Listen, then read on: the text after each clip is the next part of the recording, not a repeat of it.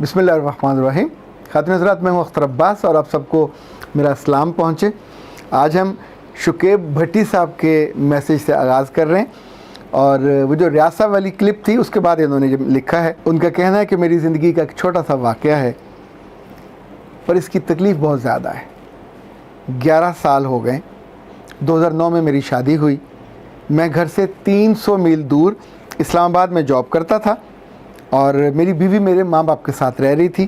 اسی گھر میں میرے بڑے بھائی اور ان کے بچے بھی رہتے تھے۔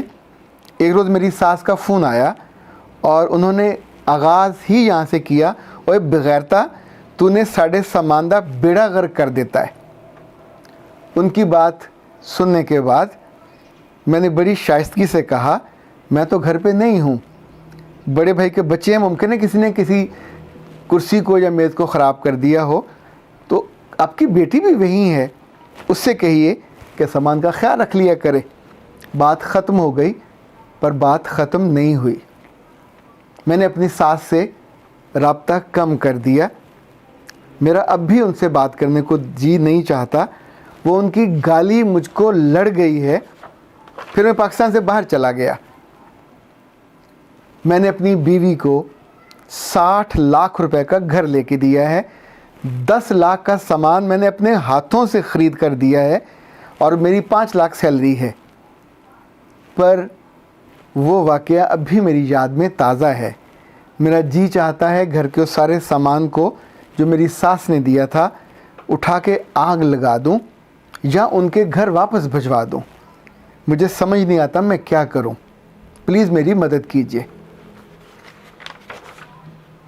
شکیب بھٹی صاحب، سچی بات تو یہ ہے کہ تلوار کے جتنے زخم ہوں عام طور پہ ان کی ہیلنگ ہو جاتی ہے، ٹانکے وانکے بھی لگ جاتے ہیں، پر یہ جو روح پہ لگنے والا زخم ہے یہ بہت تنگ کرتا ہے، اور خاص طور پہ کسی اپنے سے ملا ہو یا کسی اپنے کے اپنے سے ملا ہو۔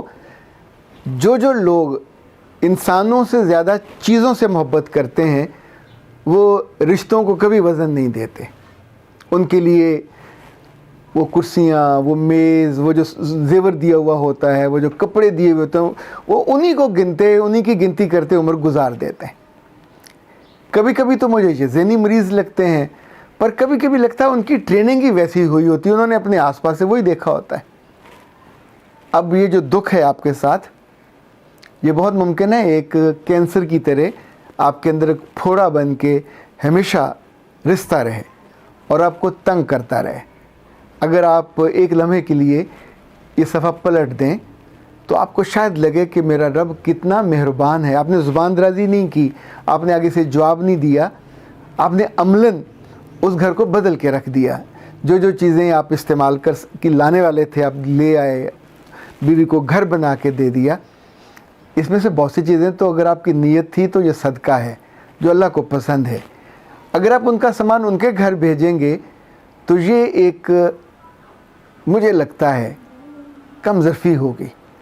اسی طور پہ اگر آپ ان کے سامان کو آگ لگا دیتے ہیں تو مجھے لگتا ہے یہ بھی نامناسب ہوگا۔ دونوں کام مت کیجیے گا۔ تیسرا، اپنی بیوی کو بھی کبھی مت جتائیے گا، کیونکہ اس وقت وہ ان کی بیٹی کا جو باپ تھا وہ پیچھے رہ گیا، اب وہ آپ کی بیوی ہے اور آپ کے بچوں کی ماں ہے، یعنی اب جو خاندان ہے اس کا وہ آپ کے نام سے آگے چل رہا ہے۔ اب تو آپ کے شناختی کارڈوں پہ بھی جو مستقل پتہ ہے وہ ان کے گاؤں کا، ان کے باپ کا نہیں ہوگا، آپ کے اس گھر کا ہوگا۔ تو آپ سوچئے، جو زندگی آغاز آپ سے ہوتی، اختتام بھی آپ کے ساتھ ہی ہونی ہے، اس میں سامان کو مزید اپنے لیے دکھ کا اور عذاب کا مسئلہ نہ بنائیے۔ 2 کام ہو سکتے ہیں، آپ کسی بھی یہ نیلام گھر والے کو جا کے بیچ دیجئے، نمبر 1۔ آپ کسی بھی ڈیزرونگ بچی کو، اگر آپ آس پاس کوئی نظر آئے تو اپنی بیوی کے ہاتھوں اس سامان کو ری پالش کر کے، نیا پالش کروائیے، 400-600 ہزار کا پالش نیا ہو جائے گا، اور اپنے گھر سے نکال دیجئے۔ جو چیزیں آپ کو لگتا ہے کہ پرانی یاد سے جڑی ہوئی ہیں، ان کو ابھی فی الحال فوری طور پر پیک کرا کے کہیں اسٹور میں رکھوا دیجئے تاکہ آپ کی نگاہ میں نہ آئیں، لیکن جتنے جلدی ہو سکے انہیں اپنے گھر سے نکال دیجئے۔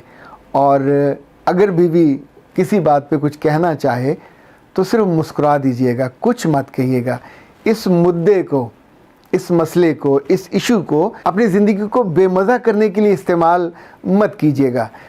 جتنی دیر آپ اس بات کو یاد رکھیں گے, آپ کو اپنی ساس کی, اچھا چونکہ وہ عمر کی بڑی ہیں, میں اس نامناسب جملے پہ کمنٹ نہیں کرنا چاہوں گا, پر میں ایسے بہت سے لوگوں کو جانتا ہوں جو ساسیں ہیں, جو سسر ہیں, ایون جو ماں باپ ہمارے ہوتے ہیں, کہیں کہیں جب ان کا دل چھوٹا ہوتا ہے تو میں نے ایسے گھر بھی ٹوٹتے دیکھے ہیں کہ جہاں باپ نے اپنی بیٹی کو گھر دے دیا, تحفہ ہے جیسے باقی چیزیں دیتے ہیں, جیسے گاڑی دے دی, جیسے اپنے صوفہ دے دیا, وہ افورڈ کر سکتا تھا تو اس نے دے دیا, نہ آپ نے مانگا, نہ آپ نے ڈیزائر کی, نہ طلب کیا.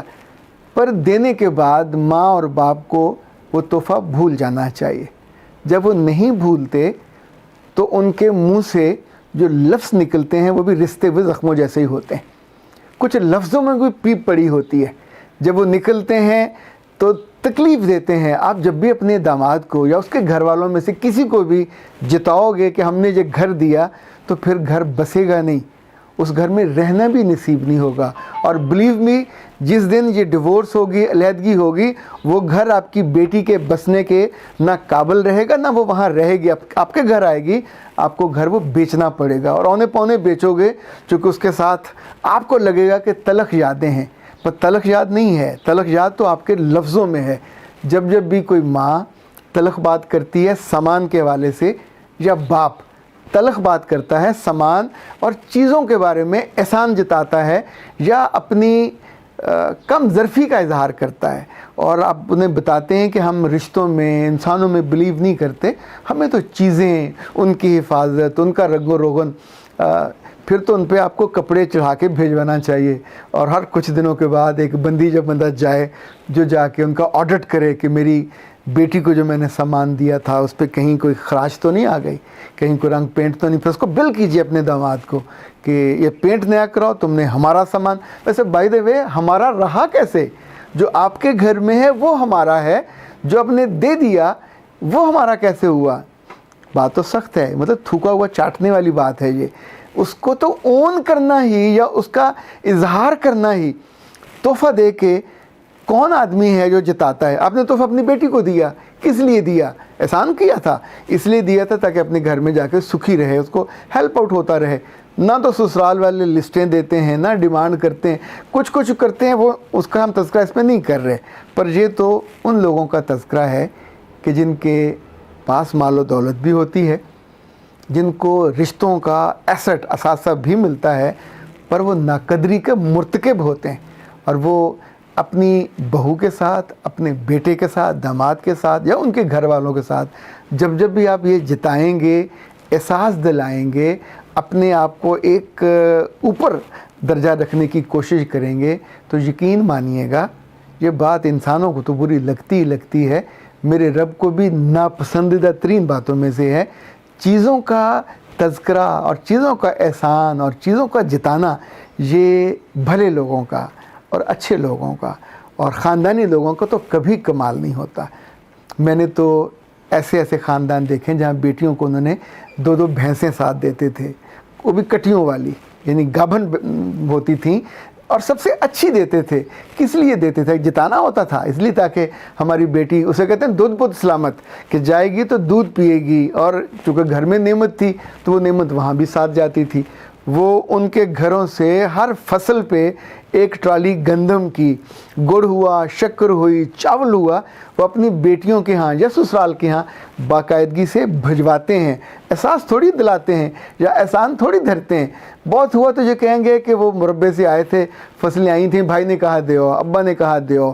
وہ کبھی یہ احساس بھی نہیں دلاتے کہ کوئی ایکسٹرا آرڈنری چیز ہے. چاہے بازار سے ہی 4 بوریاں پھلوں کی لے کے بھیج دیں, احساس نہیں دلائیں, کہیں گے اپنے گاؤں سے آئی تھی, اپنے گھر سے آئی تھی. چونکہ وہ رشتوں کا پالن کرتے ہیں, وہ رشتوں کی قیمت جانتے ہیں, وہ رشتوں کا احساس کرتے ہیں. جو بے قدری کرتے ہیں, ظاہر ہے پھر ان کے بیٹوں کو اس طرح کی دقت ہوتی ہے, اور یہ اچھی بات تو بہرحال نہیں ہے. اختر عباس کو اجازت دیجیے. السلام علیکم.